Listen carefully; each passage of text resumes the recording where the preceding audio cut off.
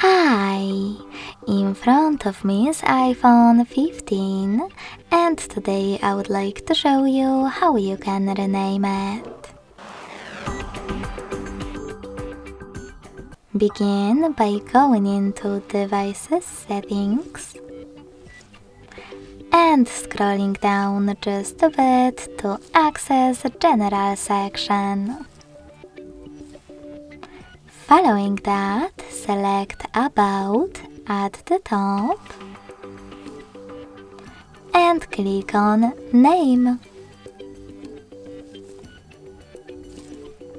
Now you can type in wherever you wish to, in my case Sunny.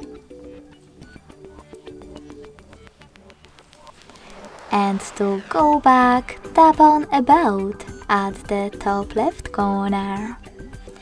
So when I do that, as you can see, my new name was successfully saved. Thanks so much for watching. If you enjoyed this video, don't forget to leave a like, comment and subscribe. Bye!